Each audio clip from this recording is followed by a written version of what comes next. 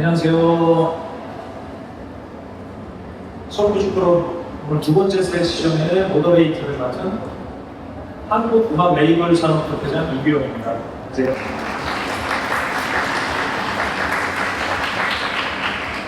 네, 오늘 자리 꽉 채워서 함께 해주신 여러분 감사드리고요.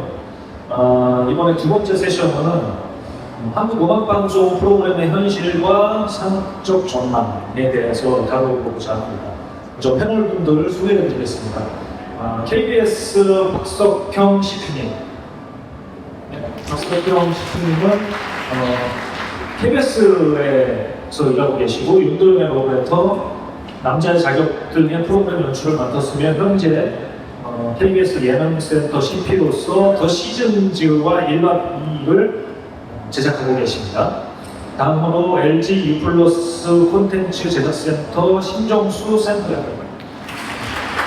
신정수 센터장님은 95년도에 아주 오래된 MBC 예능국에 입사하셔서 쇼 음악 캠프, 나는 가수다 등 연출하셨고 이후 엠넷에서 퀸덤, 스트릿 우먼 파이터 등 기획하셨고요. 현재 LG U+ 콘텐츠 제작센터장을 역임하고 계십니다. 다음은 KBS 국제방송국 황복찬 총괄 프로듀서입니다.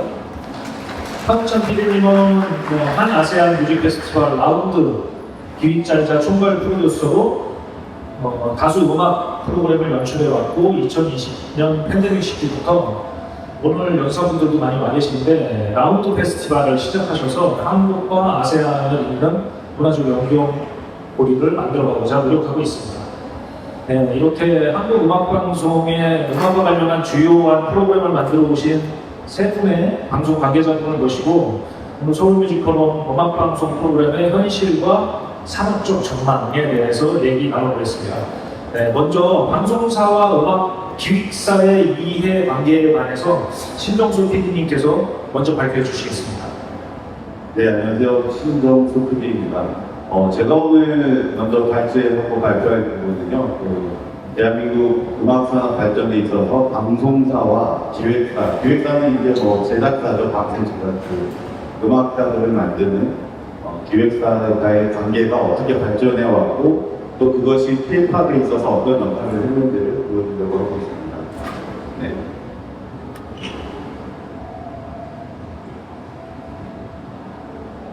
저쪽으로 해요.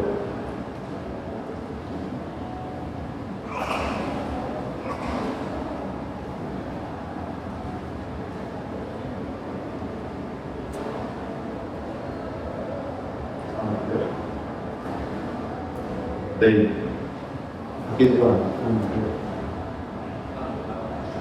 네, 지금 일단 다음 장은 넘으시죠. 일단 대한민국의 대중음악 산업은 1960년대 중반부터 시작되었다고 볼 수 있습니다. 그 이전에는 적극적인 대중가요 시장이 형성되지 않았고 파급력도 작았기 때문에 대중음악 시장이라는 말 자체가 형성되지 않았던 시기라고 볼 수 있습니다.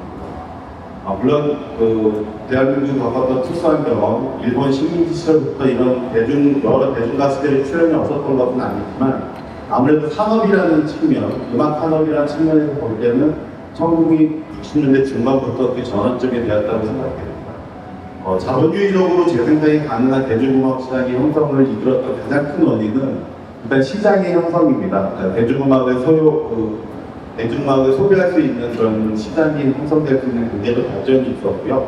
두 번째로는 가장 중요한 통신의 발전이 있었습니다. 통신의 발전으로 보여지는 것들이 바로 라디오 방송과 TV 방송으로 마련해지는 것들이 대한민국 전역을 커버할 수 있는 그런 힘파를 갖추게 되었습니다. 그렇기 때문에 1960년대 중반부터가 이런 대중음악 시장을 형성할 수 있는 계기가 되지 않았나 싶습니다. 이런 대중음악 대중음악 시장에 있어서 가장 중요했던 시기가 이제 방송사와 같이 결합되는 것들은 비단 우리나라만 그런 건 아니고 전 세계적으로 대중문화라는 것들이 펼쳐지는 데 있어서 TV라든지 라디오, 신문 이런 것들의 역할이 아주 큰 역할을 했던 것들에 대해서는 이미 여러 사례 연구가 나와 있기도 합니다. 미국도 그랬고 일본도 그랬고 유럽도 포함됐습니다. 그렇지만 우리나라 같은 경우에는 좀 특수한 면이 있었는데 미국이나 이런 경우는 대중음악 시장이 형성되고 나서 TV나 방송사를 통해 가지고 많이 유통이 되지만 그 다음에 마침 찍었던 공연이라는 콘서트라는 것들로 귀결이 되면서 음악 시장이 발전을 하게 되었는데 대한민국은 그러지는 못했습니다. 대한민국은 일단 그런 콘서트 시장을 열 수 있는 인프라도 구축이 안 됐고 또 콘서트를 소비할 수 있는 그런 소비자들도 없었기 때문에 대한민국은 그런 콘서트 시장이 없었기 때문에 그 유통을 담당했던 방송사와 행사를 담당했던 기획사 간의 그런 관계들이 더 밀접하게 연관이 되어 있습니다. 그렇기 때문에 앨범을 중심으로 앨범이 더 많이 유통되고 더 많이 소비되는 그런 것들이 주된 그 음악 시장 발전의 중심이 되었습니다. 그렇기 때문에 대한민국에서 그 처음부터 대중음악 초창기부터 그 대중음악 기획사들과 방송사들은 아주 밀접한 관련을 가지고 있었습니다. 기획사들 또는 가수들이 노래를 발표를 하면 그 노래들을 유통할 수 있는 전국적인 네트워크는 라디오 방송하고 TV 방송밖에 없었기 때문에 그걸 통해 가지고 소위 말하는 히트송이 나오게 되고 또 스타가 나오고 스타 시스템이 구축될 수 있는 그런 자양분이 되었다고 볼 수가 있겠습니다. 그래서 방송사가 대중음악 방송사 생산을 담당하는 이런 현실이다 보니까 대한민국의 대중음악 산업은 생산을 담당하는 기획사와 유통을 담당하는 방송사가 대중음악 시장의 큰 두 축이 되는 불가분의 관계가 됩니다. 그 대표적인 현상이 1980년대 말까지 지상파 방송사들의 주요 시간대에는 가수들이 되고 나오는 가요쇼 중심의 방송 확산이 있었습니다. 지금은 그렇지 않지만 가수들이 되고 나오는 가요쇼 편성이 있었던 가장 큰 이유는 이게 가장 큰 반응이 있었고 시청률이 높았기 때문이죠. 그리고 그만큼 화제가 되었었던 거고 이런 것들이 있었기 때문에 그런 충분한 그런 불가분의 관계를 가지게 되었습니다. 어쩌면 이때만 하더라도 방송사들의 어떤 권력 관계가 그 기획사에 비해서 좀 더 위에 있는 그런 관계까지 되었던 적이 있었습니다. 소위 말해서 생산 자본을 제압하는 유통 자본의 어떤 역할이 있었던 거죠. 특히 이런 각 방송사마다 이제 이 시기에 1980년대부터 이제 우리나라가 컬러 방송이 시작되었는데 이 시기부터 중요한 변화 중에 하나가 각 방송사별로 가요 순위 프로그램이라는 걸 만들기 시작했습니다. 그 당시에 이제 KBS하고 MBC밖에 없었는데 가요 톱10이라고 불리우는 가요 순위 프로그램 이런 것들이 이때부터 이제 방송사에서 주된 편성을 자리 잡게 되었죠. 그리고 이걸 통해 가지고 그 가요가 재빠르게 대중들한테 알려지게 되고 또 대중들은 그걸 금방 이제 알게 되는 그런 현상이 나오게 되었습니다. 이 일주일에 한 번씩 방송이 되는 그런 방송 가요 시스템이 되다 보니까 방송을 통해서 스타 가수가 나오고 스타 시스템이 이제 구축하게 되는 이런 산업적 순환구조가 형성되기 시작합니다. 그러니까 스타 시스템이 구축된다는 건 상당히 중요한데 스타 시스템을 통해 가지고 방송 광고가 더 많이 들어오게 되는 거죠. 이런 선순환 구조가 형성이 되면서 대한민국의 대중음악 시장이라는 게 1980년대부터 비약적인 발전을 하기 시작합니다. 그리고 이런 현상은 1990년대 말까지, 그러니까 소위 말해서 인터넷 유튜브라는 플랫폼이 나타나기 전까지는 일정 정도 이어졌다고 보면 되겠습니다. 그러니까 이때까지가 1990년대 말까지가 생산이 아닌 유튜브 담당하거나 방송사의 위치가 기획사보다 좀 더 위에 있게 되는 그런 현상이 있었습니다. 그런데 이런 가운데 각 영역은 이 다음 장을 넘어갈까요? 네. 이러면서 이제 방송사가 좀 더 주도적으로 해가지고 그런 대중음악 시장을 형성하고 있었는데 이러면서 각 영역별로 독자적으로 발전하는 단계들이 나타납니다. 가령 방송사들은 생방송 음악 프로그램이라는 걸 진행을 하면서 일주일에 한 번씩 가수를 출연시키고 또 그 주말 시간대에 그 가수들이 더 나와서 스페셜한 쇼를 만드는 그런 프로그램을 만들면서 음악 프로그램을 만드는 노하우가 발전을 하게 됩니다. 우리 대한민국 사람들은 생방송 음악 가요 프로그램을 너무나 당연하고 너무나 어릴 때부터 나왔기 때문에 이게 얼마나 대단한 기술인지 잘 모르지만 외국 같은 경우에는 이런 생방송 순위 프로그램이 없죠.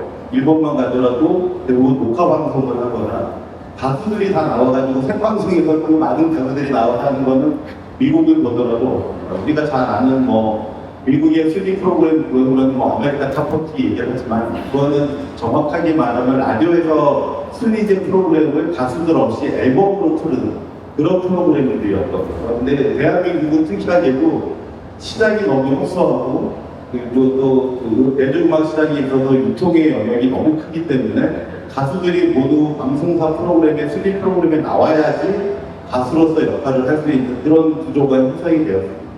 그래서 뭐 얼마 전에 이제 대한민국의 최고의 가왕이라 불리는 조용필 선생님도 이제 저희 뭐 KBS에서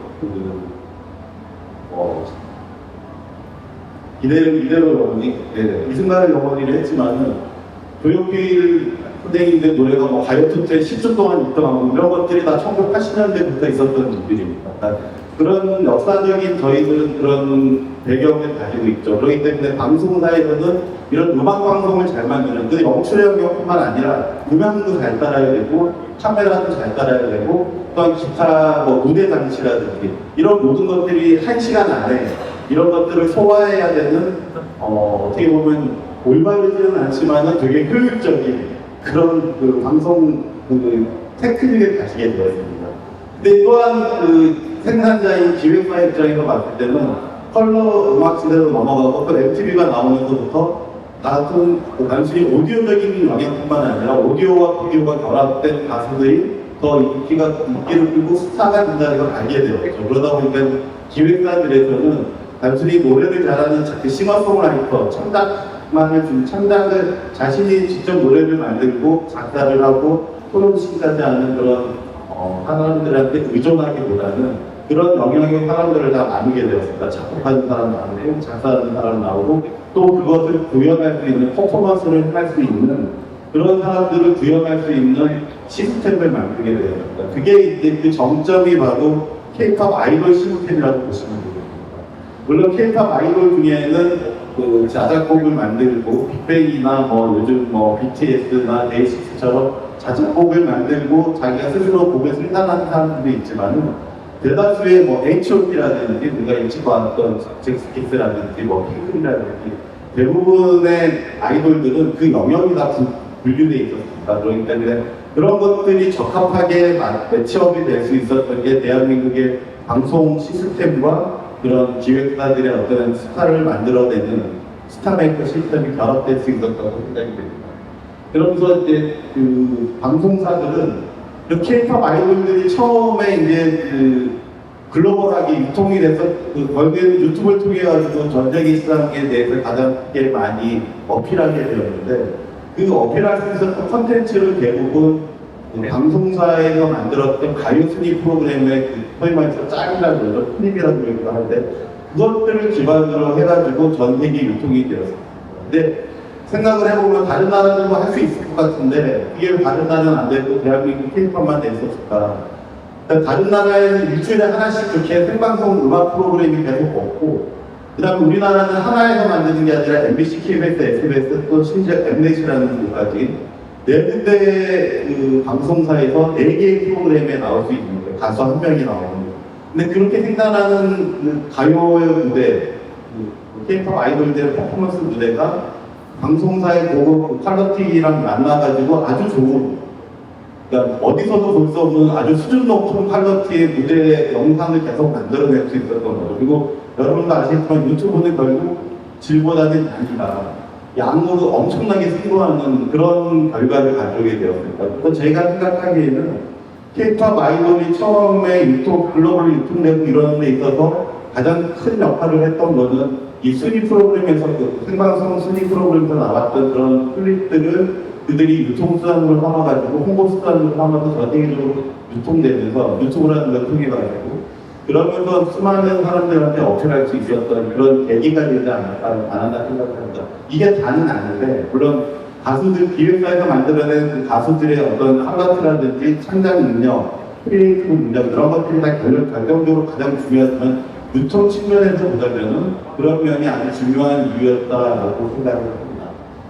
네, 그러면서 이제 그 글로벌 소비자 유튜브가 등장하면서 기획사 주도의 그런 변화가 일어나게 됩니다. 이게 기획사 주도가 된다는 거는 이전까지는 방송사가 유통을 담당하는 방송사에서 일정 부분 그 힘의 우위에 있어가지고 가수들에 대해서 계속적으로 어떤 통제력을 행사하면서 선순환 구조를 만들 수 있었다면 이제 글로벌 시장이 되면서 대한민국 방송이 글로벌로까지는 가지 못하잖아요. 그러다 보니까 글로벌 직접 진출해서 공연을 하게 되고 해외 공연을 하게 되고 해외 팬덤이 생기면서 공연으로 이제 가수들이 먹고 살 수 있는 그리고 K-pop 가수들이 그런 구조가 맞춰지게 됩니다. 이러면서 이제 대한민국의 방송사는 그런 동안에 유튜브가 생기고 또 가장 강력한 적인 OTT, 넷플릭스라든지 디즈니 플러스, 이런 FTV 이런 것들이 생기면서 방송 광고 시장의 의존도가 점점 낮아지게 되죠. 그렇기 때문에 이제 순위 프로그램을 만드는 데 있어서 시청률도 안 나오고 이런 것들이 이제 순환 구조에 있어서 자본 순환 구조에 있어서 결정적인 어려움이 따르게 됩니다. 우리나라 방송사에서는 순위 프로그램들이 생방송 순위 프로그램들이 이전과 같이 많은 이익을 창출하는 게 아니라 그 단위 프로그램으로 본다면 가장 많은 그 손해를 보는 적자가 나는 프로그램이 바로 다이어트 순위 프로그램이 되는 겁니다. 근데 그러다 보니까는 대한민국에서 이제 이런 고민을 하게 됩니다. 바로 그렇다면 이제 방송사에서는 이런 순위 프로그램을 과연 없애야 하는가 이런 걱정을 하게 되는데 제가 가지고 있는 생각은 좀 다릅니다. 과연 K-pop K-pop이라는 장르가 계속적으로 발전하기 위해서는 계속적으로 생산되는 이런 고화질의 고퀄리티의 어떤 음악 콘텐츠가 계속적으로 필요한 건 사실이고 그리고 그 역량을 다행히 대한민국 방송사들이 그런 역량을 가지고 있다면 그런 것들을 궁극적으로 계속 결합시키면서 발전해 나가는 그런 어떤 모델링을 하는 게 가장 중요하다고 생각을 합니다. 그렇기 때문에 방송사로서는 그런 재단 역량을 계속적으로 발전시켜야 되고 기획사로서는 물론 대형 기획사는 대한민국 방송사들의 도움을 받지 않을 정도로 이미 성장했습니다. 가령 BTS를 가지고 있는 하이브라든지 JYP라든지 그다음에 SM이라든지 YG 이런 데는 이게 방송사보다 훨씬 더 좋은 시설을 갖추고 좋은 인프라 속에서 콘텐츠를 계속 구성할 수 있지만 여러분도 아시겠지만은 그러니까 모든 가수들이 항상 메이저에서만 나오지는 않습니다. 메이저에서 나오는 걸로만 주류가 형성되지도 않고 마이너에서 계속 올라오게 되는데 이런 중고 기획사들에서 계속 가수들이 창출할 수 있으려면은 방송사들이 만드는 그런 영상 만드는 능력과 결합돼야 되는 능력이 분명히 있다고 생각이 듭니다.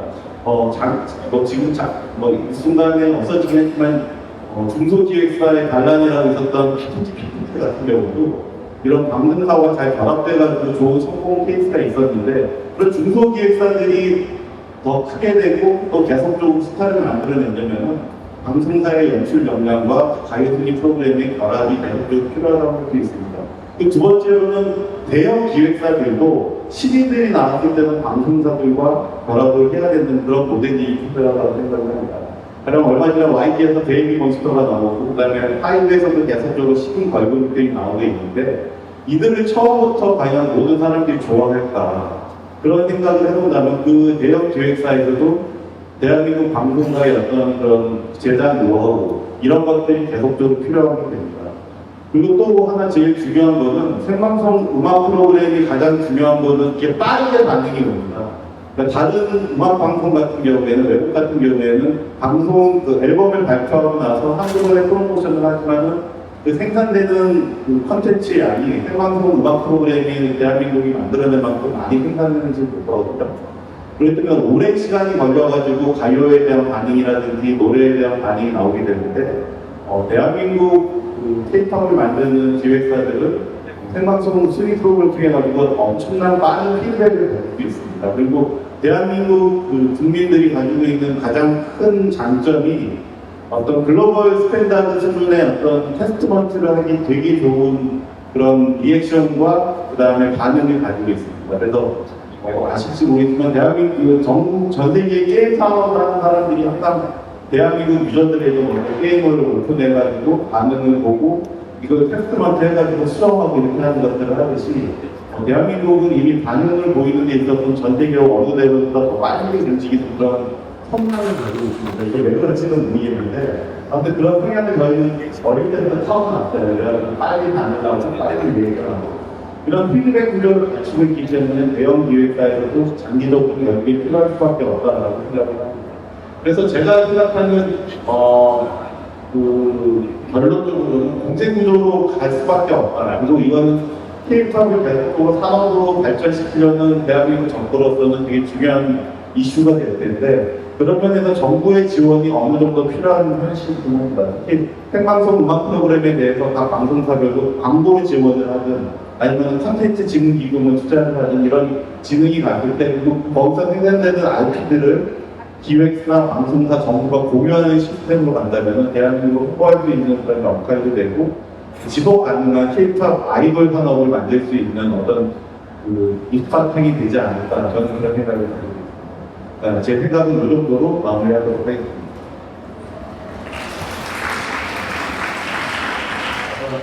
생각할 거리가 참 많네요. 일단 다른 분들 발표까지 싹 들어보고 그다음에 스포츠만 하도록 하겠습니다. 다음은 박석경 CP님 발표 부탁드립니다. 네, 안녕하세요. TBS 박석경입니다. 앞에서 김정수 대표께서 좋은 말씀, 큰 말씀을 많이 해주셔서 저는 비교적 말씀하시던 현재 한국에서의 음악 방송의 현실에 대해서 제가 이제 담당을 하고 있는 시민들한테 프로그램을 구체적인 좀 사례를 들어서 런칭부터 해서 지금까지 이제 해오면서 있었던 여러 가지 주요 환경들을 좀 생각해보고 프로그램 내적으로 갖고 있는 고민들 같은 걸 좀 나눠보려고 준비를 했습니다. 일단은 음악 방송이라는 용어부터 조금 정리를 해야 될 것 같아서 몇 가지 예를 한번 들어봤습니다.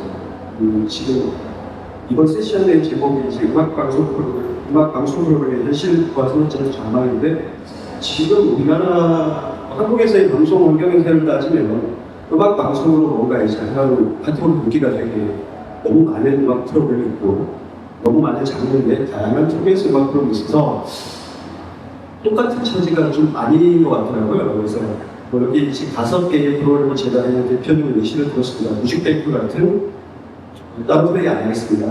뮤직뱅크 같은 이제 순위 프로그램이죠. 가수들이 여러 명의 가수들이 함께 나온 뮤직쇼, 거기에 순위가 이제 들어가 있는 굉장히 기본적인 통해서 음악 방송이 있고, 라면 가수가 진정 선배님 예전에 노출하셨던 프로그램인데, 이 기존의 그런 음악 쇼의 서바이벌이라는 걸, 죄송합니다. 서바이벌 경쟁이라는 걸 구매하셨고 정말 굉장히 많은 분들이 많이 기억을 하고 사랑을 했던 소리죠. 그리고 쇼미더머니 같은 경우에는 아시겠지만 이제 힙합이라는 특정 장르를 정말 메이저로 끌어오는 장르적인 특성을 가졌지만은 그 장르를 대중적으로 확보를 했던 굉장히 그런 기념비적인 작품이라고 생각을 하고, 올해 또 이어진다는 12도 돌아온다는 얘기를 들어서 개인적으로 굉장히 기대를 하고 있는 거고, 노이즈 플래닛이 대표적으로 쓰지만은 현재 지금 대한민국 음악 방송의 대표적인 장르라고 할 수 있을 것 같아요. 아이돌 오디션 프로그램이고 시청률과는 별개로 산업적이거나 아니면 하지스 않은 단연 토비로 생각하는 다양한 음악 방송이 있기 때문에 이 음악 방송, 어떤 음악 방송에 대해서 얘기를 해야 될지 고민이었는데 마지막에 있는 신지가 있습니다. 뮤직뱅크 예전에 했던 그런 약간 우스갯소리하는 그런 정통 프로그램에 토크가 결합된 형태이고, 아이돌보다는 그래도 좀 약간 우리가 뮤지션을 hunting하고 있는 분들을 부분으로 좀 많이 소개를 시켜드리는 그런 프로그램이고, 이 음악 방송의 현실과 선택 전망에 대한 얘기는 지금 세션 주제를 잡았다는 음악 방송의 현실이 녹록지 않다라는 것을 저는 인사했기 때문에 녹록지 않은 음악 프로그램은 더신지가 직하는 것 같고요. 그래서 이제 더신지를 중심으로 얘기를 좀 하고 있습니다. 다음 페이지 해주시고, 더신지가 맨 마지막에 있는 KBS의 음악 토크 프로그램이 굉장히 좀 오래 있습니다. 30년 넘게 지금 지속이 되고 있고, 일부를 바뀌고 이제 시가 바뀌긴 했지만 대부분 비슷한 포맷으로 진행이 되고 있습니다. 아마 여기 계신 대부분의 이제 한국분들께서는 한 번씩은 보셨으라고 생각이 드는데, 그렇지 않은 분들에서 간단히 설명을 하면은 92년에 시작을 했고 6번의 시즌을 거쳐서 6위의 스테이지북이 적용이 된 다음에 이제 저한테 떨어졌던 뭐 저희 회사의 미션이라는 게 이거 이을 만한 방송 프로그램 하나 제작을 해야겠다라는 게 이제 과제를 주거든요. 그래서 제가 뭐 같이 팀을 꾸려가지고 기획을 하면서 프로그램을 준비하게 됐습니다. 당시 이제 더 시즌 런칭할 때 음악 환경은 이전에 봤던 30년과는 좀 많이 달라졌었거든요. 그래서 외적으로 말하면 좀 어려움이 좀 있었던 게 어떤 거냐면 뭐 앞부분에서 이제 진정 선배님께서 간단하게 설명해 주셨는데 너무 많은 경쟁자들이 생긴 거예요. 그러니까 열구시의 음악회 할 때만 해도 사람들이 볼만한 플랫폼이 몇 개 없었고 다들 이제 TV를 보면서 이제 콘텐츠를 소비하는 그런 시대였으니까. 근데 지금 너무 많은 것들이고 대표적으로 유튜브 같은 경우는 볼 수 있을 것 같습니다. 그리고 다양한 플랫폼을 통해서 나오는 콘텐츠들이 너무 사회적 표준화돼서 TV를 보는 것과 큰 어떤 효용 가치의 차이가 없다는 거 그런 점도 있고 그다음에 이제 음악 시장 자체가 아이돌하고 트로트, 성인가요의 양분돼 있었거든요. 그러니까 아이돌 텐더도 있고 그다음에 이제 TV조선 채널을 중심으로 한 트로트의 부활이 굉장히 거셌던 시기라서 오히려 가운데 있는 여러 가지 그전에 우리 만났었던 발라드 밴드만의 굉장히 좀 침체되는 편이고 비슷한 얘기긴 한데 이제 음악 소비자들이 굉장히 좀 변화해서 일반 대중보다는 소수의 팬덤이 지금 안 했냐고 소비하는 그런 형태로 지금 되어 있었어요. 그게 이제 더 신지라는 음악 방송에는 굉장히 좀 불리한 요소였고 위기였습니다. 내적으로는 이름은 타이틀을 바뀌었지만 30년 정도 하다 보니까 프로그램의 요구를 피할 수가 없었고요. 화제성이 굉장히 떨어지는 부분이었고 마지막 시즌인 위에어의 스케치 같은 경우는 굉장히 좋은 프로그램이고 좋은 가수들이 나와서 많은 굉장히 좋은 프로그램 만드는 그런 화제성이 굉장히 낮았습니다. 위에어 스케치만 해도 13년 전이거든요. 박희냐는 한 명의 MC가 13년 동안 음악 프로그램을 진행하니까 화제성 같은 데서 많이 떨어져 있었고 당연히 이제 광고 수익도 많이 감소해 있는 상태예요.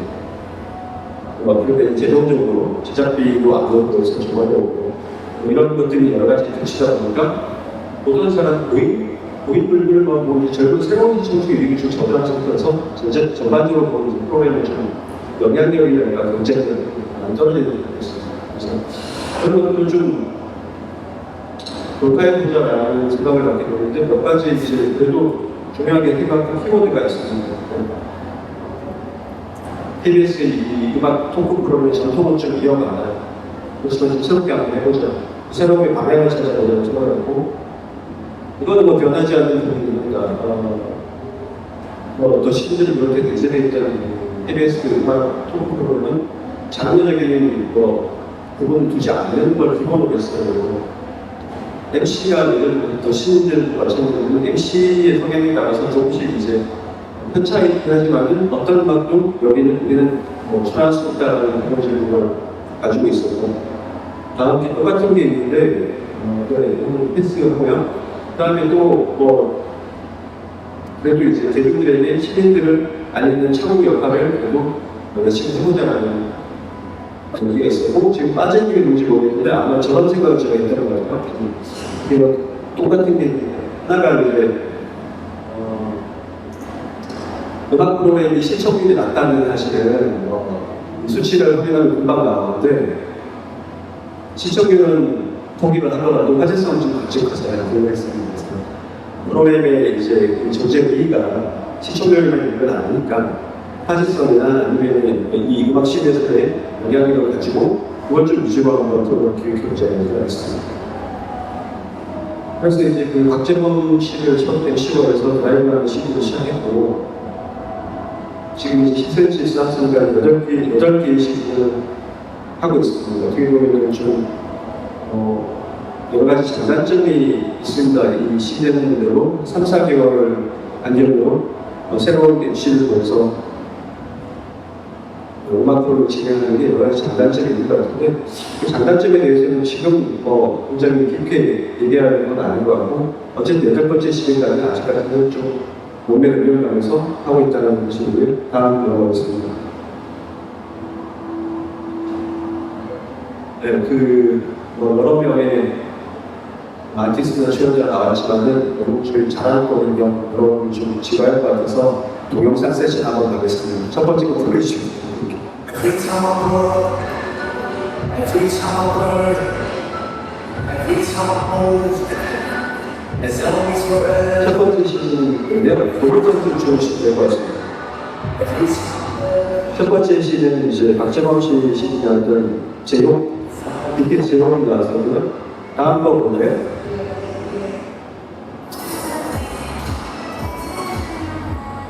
미국 때는 제니가 나왔었고, 이건 잘 모르시는 분도 많은 것 같아요. 그게 아이씨가 남정인데 많이 안 보셨잖아요. 많이 화제가 안 됐어요. 왜냐하면 무대를 안 했거든요. 유리가 이제 당일날 와서 우리나라 왔을 때 방식이 좀 안 좋아서 공연을 그러니까 무대를 못하고 토크만 하고 간 적이 있습니다. 아쉽지는 않습니다. 다음 보여주시죠.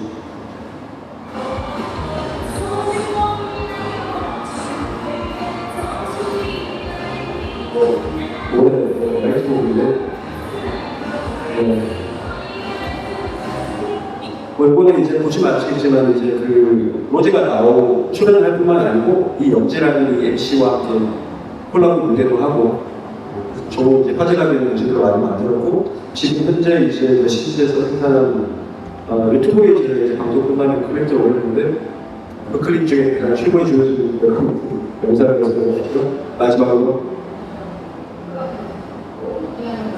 진짜 시즌이었습니다. 호동 씨가 MC였고 칸타빌레 때 제가 개인적으로 굉장히 좋아하는 아티스트였고 아이유 씨가 나왔었습니다. 네, 한번 봐도 될 것 같습니다. 좀 섭외 열심히 해서 저도 저분들이 나와도 시청률은 1%때 있긴 한데 사실상은 그래도 많이 높인 데가 있었고 반응이 그리고 시청률이 아닌 다른 60%로 반응이 많아서 그런 식으로 기획을 했던 것이 좀 먹히지 않았나는 생각을 좀 해보고요. 저렇게 이제 뭐 유명한 유튜브가 진짜 많은 유튜브들이 왔다 가시더라고요. 저렇게 한 2년, 3년째 가까이 하고 있는데 그동안 700 TV 넘는 아티스트들이 출연을 했었고 그 중에서는 TV에 처음으로 나오는 신인분들도 좀 있었고 저희가 이제 지상파 대중을 대성하는 지상파 프로를 새로운 시민들 새로운 음악들을 좀 발표해보자는 그런 생각을 좀 갖고 있기 때문에 각각의 시즌에서 시민 발굴 프로젝트들을 좀 진행을 한 게 있습니다. 이제 박재범 때문에 타라웃이라는 프로그램을 해서 정말 TV에 한 번도 나오지 않았던 뮤지션들을 지상파에 데뷔시키는 그런 프로그램을 했었고요. 마찬가지로 안면 때도 좋고 이영진 때도 그리고 요즘에 이제 박보검 씨한테 때도 여러 개의 코너들을 만들어가지고 새로운 뮤지션들을 소개하는 그런 코너를 했었습니다. 다음 페이지 주시면 좋겠습니다. 그런 여러 가지 지금까지 얘기 제가 하고 있던 프로그램에서 진행 상황이고 그다음에 있었던 일들이긴 하지만은 이게 성공 사례라고 말씀드리는 건 아니고요.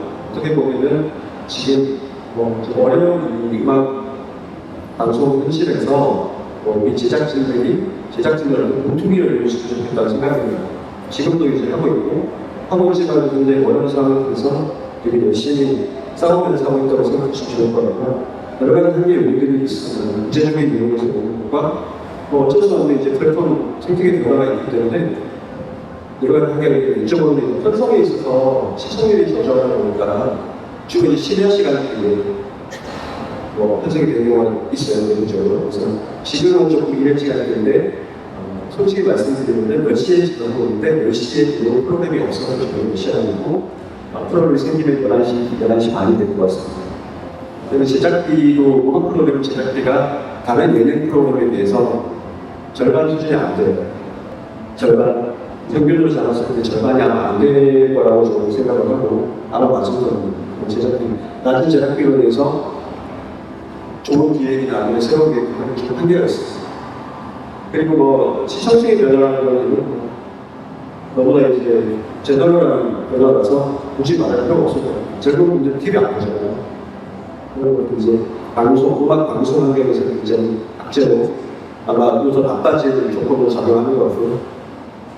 역할 변화 측면에 또 변화가 있습니다. 이제 아무래도 이 음악 프로그램 자체가 많이 줄어들고 몇 년 전만 해도 그래도 이제 시민들을 알리는 음악 창고 아니면 월드뮤직 그런 여러 가지 지역 방송이나 아니면 좀 심야시 같은 다른 음악 프로그램이 있었거든요. 지금은 다 없어졌습니다. 앞에 말하는 한겨울이기 때문에 어려움에 당면했으니까 흔한 일이고 그런 프로들이 이제 그 시민들을 이제 오버로 대중적으로 이끄는 창구를 맡던 많은 프로그램들이 지금 없는 상태인 거죠. 그래서 어떤 시민 발굴 자원에서 지금 이제 현재 소비되고 있는 가수들을 중심으로 프로그램 되고 있는 것 같고요. 이럼에도 불구하고 좀 뭔가 이제 방송에서 음악장이라는 것에 대해서 지금 장르적으로나 아니면 포맷적으로 진화를 계속하고 있지만 더 시스템 같은 새로운 음악을 소개하는 그러니까 이게 산업적인 측면에서가 아니고 음악실 내에서의 어떤 여러 가지 창구나 아니면 다양한 음악을 소개할 수 있는 그런 기회가 되는 프로그램을 좀 살아남아야 된다고 생각을 하고 이런 프로그램들이 어떻게 살아남을 수가 있을까라는 것을 좀 고민을 지금 하고 있는 그런 프로그램을 진행하고 있고요. 오늘 이 세션에서 여러분들도 오시고 아마 여기 해외분들도 계신 걸로 알고 있어서 해외 특히 다른 국가와의 방송적인 콜라보레이션이나 아니면 뮤지션과의 대응 같은 거 그런 것들도 우리에게 일종의 돌파구 중에 하나 되게 되지 않나 싶어서 좋은 자리에서 좋은 의미를 많이 나누고 싶습니다. 저는 이 정도 마무리하면 될 것 같습니다. 감사합니다.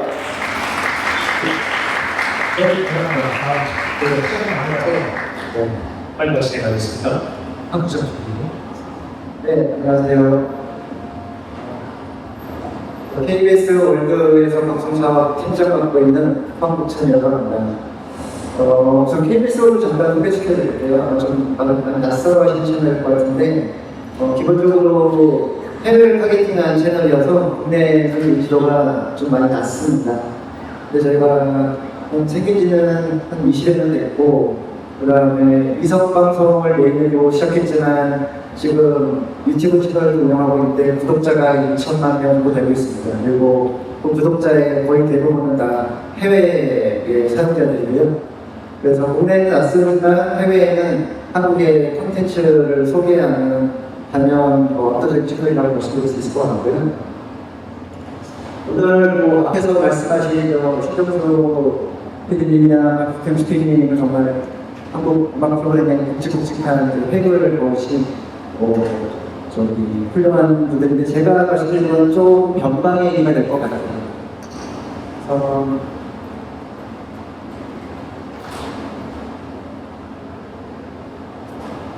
다음 페이지 좀 넘겨주시겠어요? 제가 맡고 있는 거는 지금 한 아세안 뮤직 페스티벌 라운드라는 걸 맡고 있고요. 한국과 동남아시아라고 취하는 아세안 10개국의 뮤지션들과 함께 음악 페스티벌을 진행하고 있습니다. 시작한 지는 2020년부터 시작을 했고 지금 페스티벌은 이제 5년째 나가는 것 같고 지금까지 이제 온라인으로 시작해서 현재 4개국까지 공연을 마쳤고 매년 이제 한 나라씩 공연을 해나가고 있고요. 여기에 참여한 한국 뮤지션들은 여기서 앞에서 얘기했던 K-팝이나 아이돌이 아니고 소위 말하는 인디 뮤지션, 밴드 뮤지션, 싱어송라이터들이 참여하고 있습니다. 그러다 보니까 이제 국내에서는 좀 아무래도 화제가 덜 되고 오히려 지금 동남아 쪽에서 더 인지도가 높지 않나 싶은 생각이 들고요. 그래서 제가 간단하게 영상을 준비했는데 라운드라는 게 어떤 건지 한번 좀 보여드리겠습니다. 영상 플레이 부탁드립니다. Indonesia, Laos, Malaysia, Myanmar, Philippines, Singapore, Thailand, Vietnam, and Korea. Beyond borders and borders, music brings us together. Passionate journey on music loves.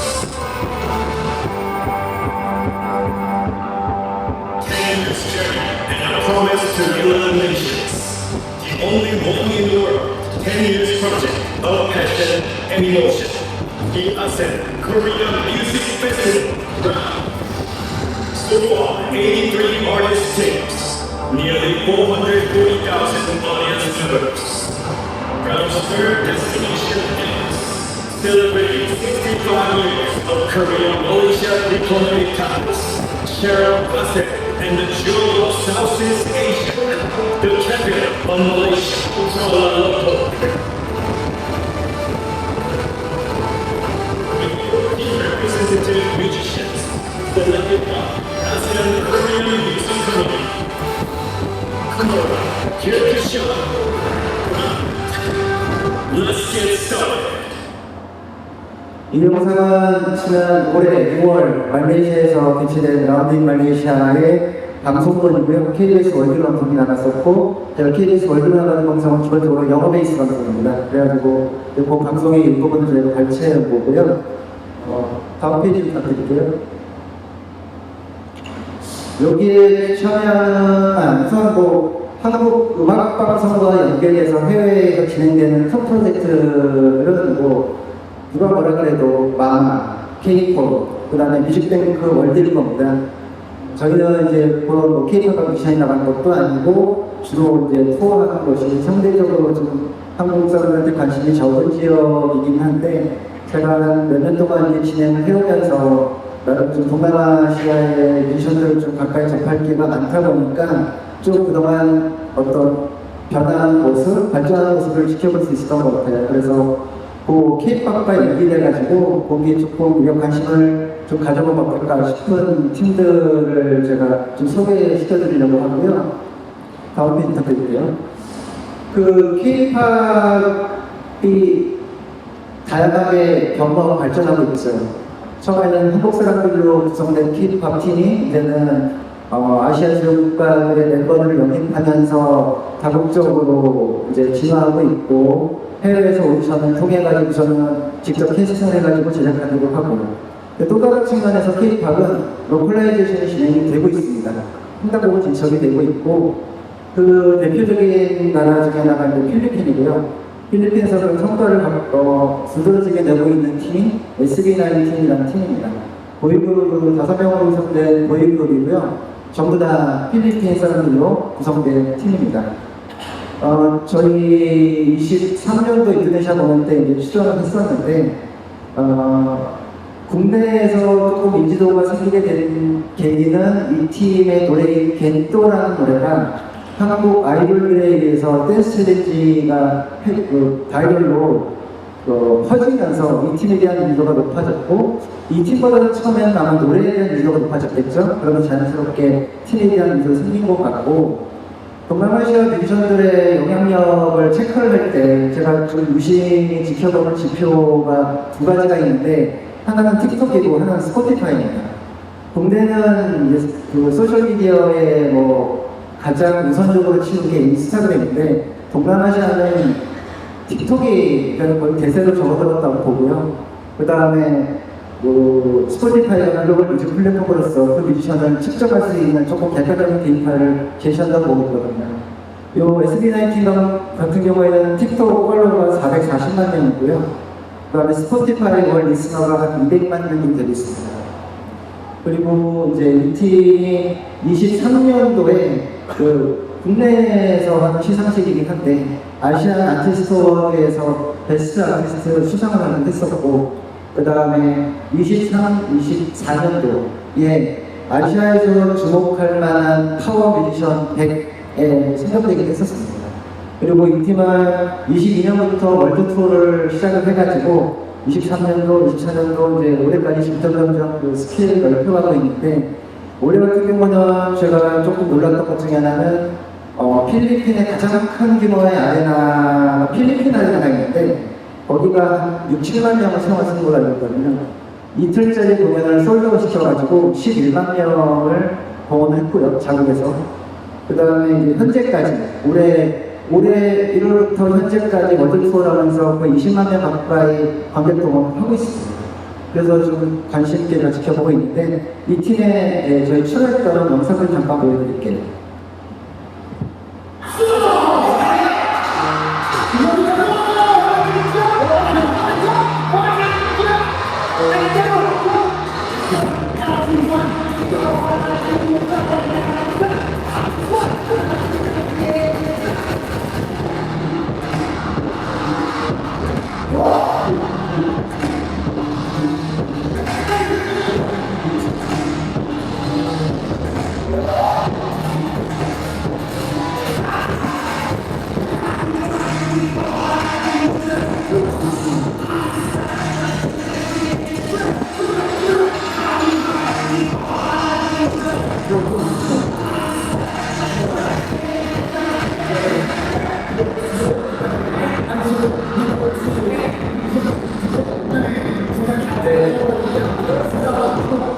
시간관계상 참 잘 앞으로 길어가지고 또 23년도 인도네시아에서 전 저희 라운드 페스티벌에 출연했던 모습입니다. 되게 음악도 되게 저희 귀에 들어오는 음악인 것 같고 퍼포먼스도 나름 알차게 구성을 하면서 현재 인도네시아 관객들한테 상당히 호응이 좋았었던 무대여서 이제 보여드렸고요. 자, 다음 팀, 다음 팀도 이제 필리핀 팀인데 필리핀의 걸그룹입니다. 카이라고 조금 신생팀에 속한 팀이 아닐까 싶은데 이 팀도 영상 한번 보여드릴게요.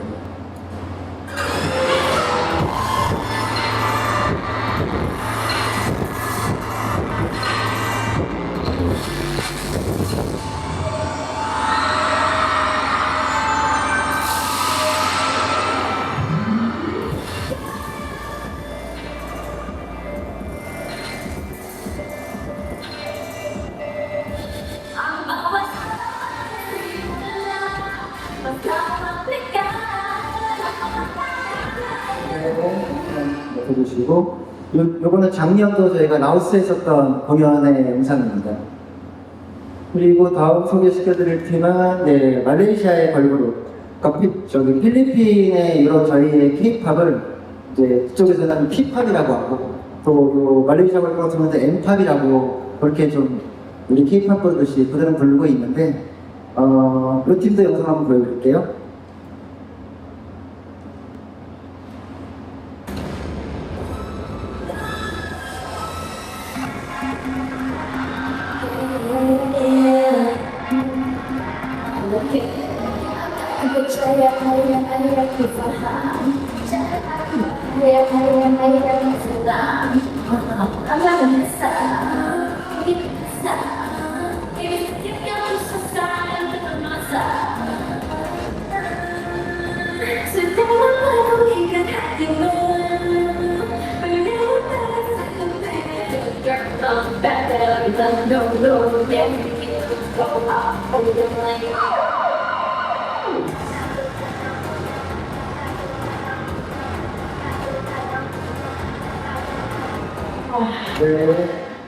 요 뒷부분에 그 후크성 있는 멜로디 따따따따는 요 가지고 이 팀 틱톡에서 챌린지가 상당히 화제가 돼가지고 거의 틱톡으로 성공했다고 해야 되나? 그런 정도로 이렇게 그 소셜 미디어를 통해 가지고 화제가 되면서 거의 지금 데뷔한 지 얼마 안 됐는데 말레이시아에 가는 탑으로 올라선 뮤지션이고요.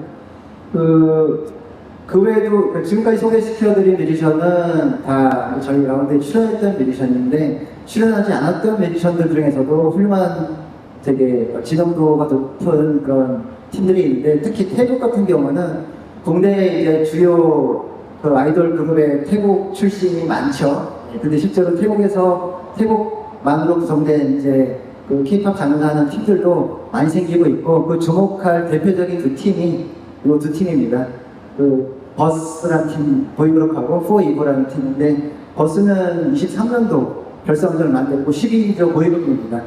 이쪽도 지금 틱톡 베이스로 지금 팔로우가 한 200만 명 되고 있고요.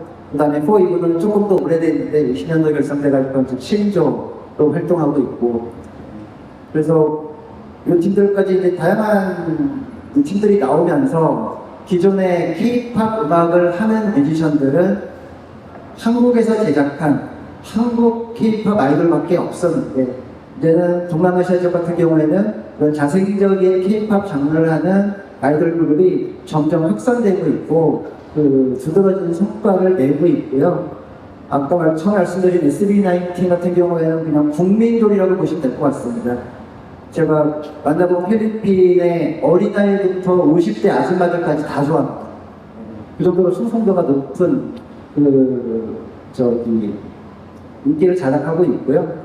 그래서 이런 것들을 저는 지켜보면서 과거 한국을 보면 80년도에 이제 가장 음악의 주요 소비 채널이었던 라디오 프로그램에 가요 프로그램은 거의 없었고요. 대부분 팝 음악 프로그램이었습니다. 근데 지금은 바뀌었죠. 가요 프로그램이 거의 대다수고 팝 음악 프로그램을 하는 라디오는 이제 거의 없습니다. 라디오라는 장르 자체가 좀 많이 이제 사람들이 덜 보기도 하지만 그때 80년도에 우리나라 사람들은 영미팝을 들으면서 자랐는데요. 한국 가요계의 르네상스라고 할 수 있는 90년대에 K-팝이 태동을 하면서 2000년대 후반 2010년도에 이제 K-팝의 전성기가 시작됐던 것 같습니다. 마찬가지로 동남아시아를 보면은 이런 영미팝뿐만 아니라 한국 K-팝을 받아들이면서 자기 나름대로의 소화를 해 나가고 그걸 바탕으로 이제 발전을 해서 언젠가 이들 중에 K-팝의 트렌드를 뛰어넘을 수 있는 또 다른 팀이 나오지 않을까 하는 생각을 좀 하고 있고요. 그들이 갖고 있는 강점 중에 하나는 중국 시장 진출이 용이합니다.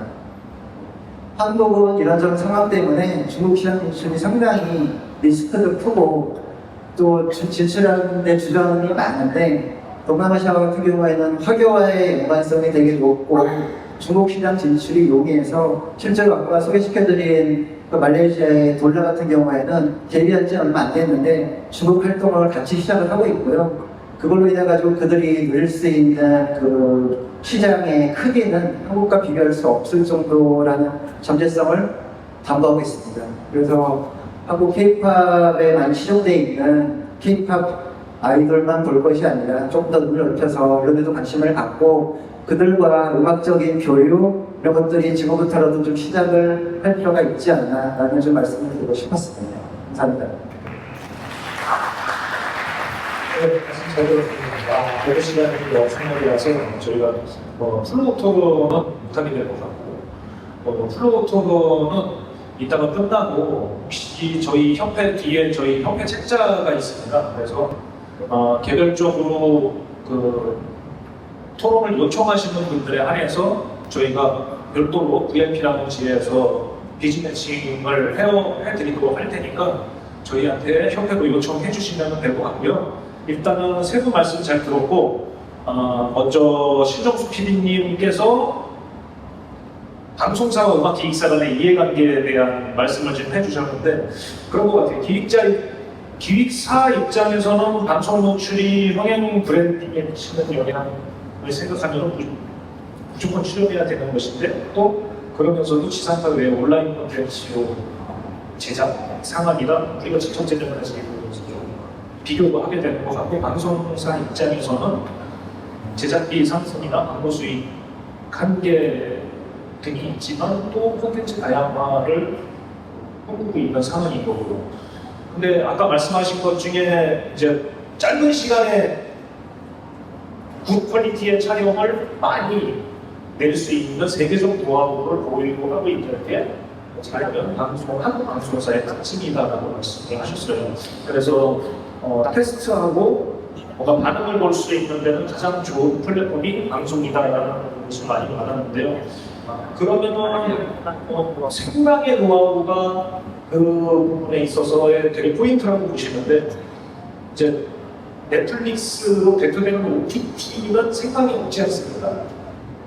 그러면은 OTT에서도 지금 현재 이제 인플루언서에 또 계시니까 그런 생방 부분의 콘텐츠를 늘리기 위한 그런 노력 같은 게 있는지 여쭤보죠. 제가 이제 있는 데가 LG 인플루언서라는 통신사인데 통신사에 있다 보면 여러 데이터들을 받을 수가 있어요. 그래서 과연 그 실시간 이용자들이 어느 정도 될까? 저희도 LG 모바일 TV라는 국산한 OTT를 유지하고 있는데 거기에 이제 그 실시간 유저들과 그다음에 이제 오래된 영화라는 이런 것들보다 비율이 어느 정도 될까 이런 것들에 대한 데이터를 가지고 있는데 50% 정도는 실시간 유저들이 더 많습니다. 50% 정도 차지하는 거 상당히 많습니다. 네, 왜냐면은 그냥 프로그램을 봐야 되고 뉴스를 봐야 됩니다. 한국 사람들. 그 두 개가 라이브로 할 때는 그걸 보는 경향이 되게 심하기 때문에 그런 것들에 대해서 실시간 유저들이 되게 심하고 그런데 이제 OTT들이 기본적으로 생방송을 안 하죠. 할 수 있는 여건도 안 되고 그리고 생방송이라는 게 사실은 방송적으로 보면 재미도 더 있다라고 말할 수는 없습니다. 다른 예능 프로그램을 만들 때나 드라마를 할 때 그런 것들이 왜 생방송이 없냐 이렇게 물어본다면 가장 중요하게는 재미라는 부분이 떨어져서 그런데 근데 가요 프로그램 같은 경우에는 저희가 달리 접근이 가능한 거예요. 음악 프로 같은 경우에는 음악은 일단 정해진 가사, 정해진 시간 이런 것들이 규정되어 있기 때문에 생방송으로 소화하는데 그다지 어렵지 않다. 그리고 그 예측 범위 내에서 그다지 크게 벗어나지 않는다는 장점이 있습니다. 그렇기 때문에 기존의 넷플릭스라든지 뭐 디즈니, FTV 이런 데서 생방송으로 하는 것들은 숙소치 경기 말고는 없습니다. 음악쇼 같은 건 전혀 할 생각도 없고 그들이 할 노하우도 없는 것 같고, 근데 대한민국은 생방송을 연출하는 능력을 되게 어릴 때부터 저희는 너무 쉽게 배워봤어요. 가요톱텐이 1980년부터 시작했는데 거의 45년이 됐죠. 그런 것들을 계속 방송사마다 하나씩 만들고 있고, 그 다음에 각종 시상식, 그 다음에 연말 시상식 이런 것들이 줄고 있기 때문에 당분간 그 실시간 방송을 할 수 있는, 생방송을 할 수 있는 음악 프로그램들을 계속 만들어내고 그거에 대한 피드백을 받을 수 있는 그런 기획사들이 그렇게 있다면은 일정 정도 계속적으로 유용한 그런 어떤 전략적 구성원이 되지 않을까 그렇게 생각합니다. 네, 감사합니다. 거기에 이어서 그러면 박석형 CP님한테 질문을 드리면, 그런 부분에 있어서 이제 창작자나 신인 아티스트한테 어떻게 보면 기회가 될 수 있는 것이어서 저희도 이제 활용을 해야 될 텐데, 신인이나 인디 뮤지션이 사실 출연하기 어려운 구조도 또 별도로 말씀하셨단 말이에요. 그러면은 어차피 정해진 시간 내에서 그런 편성을 해야 되는 거라고 보았을 때 시간 방송이나 유튜브 채널이나 이런 거 충분히 활용할 수 있잖아요. 시청률이 낮다고 말씀하셨지만 사실 저는 어떻게 보면 시청 패턴이 바뀐 게 아닌가라는 생각도 들거든요. 나중에 뭐 별도로 유튜브에 올리거나 했을 때 조회수 같은 게 나오기도 하거나 이런 걸 보면, 그리고 또 하나는 이를테면 저희 아티스트가 얼마 전에 뭐 KBS 뮤직뱅크에 출연을 했는데 유튜브 채널에서는 보니까 뭐 직캠 영상이라든가 뭐 리허설 영상 이런 거 별도로 또 공개하더라고요. 그래서 그런 부분에 있어서 좀 채널 다각화 전략이 있으신지. 방송사 시상과 내에서의 채널 창구 다각화, 플랫폼 다각화를 진행을 하고 있긴 한데 그게 참 저는 개인적으로 이제 시스템에서는 만들어진 방송을 만들고 이제 유튜브를 별도로 진행하고요. 방송 나왔던 걸 가지고 이제 KBS K-팝 채널이라고 KBS에서 공식적으로 운영하는 채널에 잘리고 아카이브에 올라가고 있는데, 그거 외에 무빙 뮤직뱅크 같은 세계한 음악 프로들은 별도의 오리지널 클립들을 제작을 하기도 하고, 이게 GK이라고 하잖아요. 4K 아니면 8K 시스템을 써서 한 명만 잘라서 그런 것들을 클립을 별도로 올리는데, 그건 일종의 근데 어디까지는 이제 서비스 차원으로 하고요. 아직까지 방송의 영역과 유튜브를 다니시는 SNS 쪽 영역이 다 되기 때문에 방송국에서 그런 것들을 좀 서비스 차원 되게 본격적인 프로그램이나 이런 본격적으로 붙어서 콘텐츠를 만드는 사실 나중에 주는 거 같은 것 같고, 앞으로 그게 이제 좀 활성화될 수 있는 문제는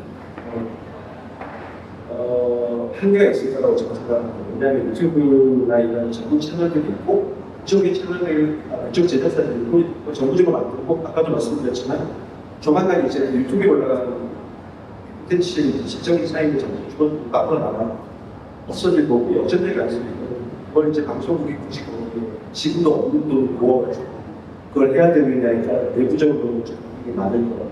자체 예산이 없으면 뭔가 채널 다각화를 위한 정부 차원의 지원 사업 같은 것도 찾아볼 수 있어요. 너무 좋죠. 정보뿐만이 아니고 법원도만 아니라 무슨 돈이 좀 있습니다. 그래서 제작에 쓸 수 있는 제작비가 좀 있다면 아까 말씀드렸지만 조금 더 나은 콘텐츠를 다양하게 시도해볼 수 있을 것 같습니다. 네, 감사합니다. 한국찬 그 정부 지원 관련해서 신정수 PD님께서 말씀하셨지만은 정부에서 이렇게 직접 돈을 주는 건 상당히 까다롭고 사용적으로 굉장히 나중에 정산이 되거든요. 정산은 되게 빡세게 받거든요. 그렇게 그런 형식이 아니고 직접 지원을 말고라도 정부가 주도하는 공익 광고 같은 것들로 또 예를 들면 음악 프로그램 젊은이들이 많이 보잖아요. 이벤트 같은 경우는 청소년 많이 보는데 그런데 이제 광고들을 유료 광고들을 붙여주는 것만 해도 큰 도움이 될 거라고 생각합니다. 네. 생각해볼 이슈입니다. 한국장 PD님, K-팝 글로벌화 위해서 노력하고 계시는데 그 현지와 아이돌 활동 사례 같은 거 아주 특이한 것 같습니다. 참 부럽네요. 중국 시장에서 그 활동을 아주 쉽게 하고 동시에 이렇게 시작할 수 있다는 점 참 부러운 부분이기도 하고, 또한 방송 무대와 공연 산업 간의 연계 사례 같은 거를 저희는 좀 목표로 두고 있기도 한데, 해외 공연 산업 같은 게 연계되는 게 뭐 뮤직뱅크 같은 거, 뭐 월드 투어 공연이라던가 아니면 엠넷에서 진행하는 콘서트라던가 타기공연이라던가 그런 것들이 있잖아요. 그래서 지금 아세안은 그런 부분을 조금 늘려갈 계획이신지, 그리고 아세안은 지금 무료로 진행되고 있죠? 네, 저희 라운드는 네. 향후에 유료로 전환될 가능성도 있는 것인지, 뭐 그런 부분을 몇 가지 말씀해 주시면 좋겠습니다. 저희는 약간 공익 사업 같은 개념으로 진행을 하고 있어서 한국 외교부랑 아세안 쪽으로 될 지원을 하려고 하는 식이기 때문에 무료 공연으로 전환할 수 있는 것은 아닌 것 같고요. 근데 이제 이런 컨셉을 가지고 어떤 페스티벌이나 콘서트나 유료 공연화 시킬 수 있는 여지는 저희가 아니라 다른 곳에서라도 그것이 가능하겠죠. 네. 제가 가는데도 BBC에서 그 해외 이번 번에 이제 페스티벌 실황들하고 인터뷰하고 다큐 방식으로 제작을 해가지고 송출을 하고, 그걸 또 슬라이스를 해가지고 유튜브에서 그룹 채널에 방송을 하고 그러더라고요. 그래서 라운드와 지금 여기 지금 같이 협업하고 있는 GMF 같은 페스티벌들이 협업해서 공연의 방송화나 방송의 공연화나 이런 것들을 지금이야 다 유통을 넘는 시대니까 그런 것들을 좀 만들어 나갈 수 있는 아이디어가 좀 제공됐으면 좋겠다라는 생각을 하고요. 방송도 현장의 기록자이자 또 유통업으로서의 역할도 있습니다. 그래서 그 부분에 대해서 우리가 얘기하려고 조금 준비를 했었는데 저희가 시간이 안 돼가지고 좀 다음 포럼으로 좀 넘기려고 하고 있고요. 그래서 이러한 협업이 좀 새로운 스폰서십 구조와 광고 재활성화의 실질적 기반이 될 수도 있겠다라는 생각을 했습니다. 그리고 뭐 방송뿐만 아니라 저희가 이제 협회에서 다양한 프로그램들을 합니다. 제가 개인적으로는 1년에 한 번씩 제주도에서 소개팅 프로그램을 운영을 하고 있는데, 거기 소개 프로그램 운영하니까 다들 이제 뭐 재작년에는 말레이시아와 태국 아티스트가 같이 콜라보 프로그램을 했고, 작년에는 일본의 아티스트들이 와서 콜라보레이션을 했습니다. 다들 물어보는 게 그거예요. 여기서 노래 만들면은 OST에 넣을 수 있겠느냐? 그걸 물어보더라고요. 또한 이 한국 드라마 OST를 통해서 진출하는 것도 좀 많이들 관심이 있어 하시는 것 같습니다. 이렇게 장르 다양성과 지역 콘텐츠를 확보하면서 글로벌 공동제작 프로그램을 만들고 그런 사업과 연계를 가능하는 것이 아주 중요하다는 생각을 하면서 섹션을 마무리하려고 합니다. 그리고 오늘까지 얘기가 이제 잘 깊게 더 얘기를 원하시는 분들은 말씀드린 것처럼 뒤쪽에 나가실 때 저희 레이블 음악 산업협회에 책자가 있습니다. 거기에 이제 회원사들의 자료들도 다 들어있거든요. 거기서 뒤쪽에다가 이 회원사는 내가 관심 있으니까 한번 비즈니스 매칭 해보고 싶다라고 요청을 해주시면 저희가 VIP 라운지에서 별도의 자리를 마련하도록 하겠습니다. 그리고 저희가 포럼은 내일도 이어질 거고요. 내일은 저희가 최대한 더 빨리 진행을 해서 최대한 플로어 투어까지 이어질 수 있도록 노력하도록 하겠습니다. 마치도록 하겠습니다. 감사합니다.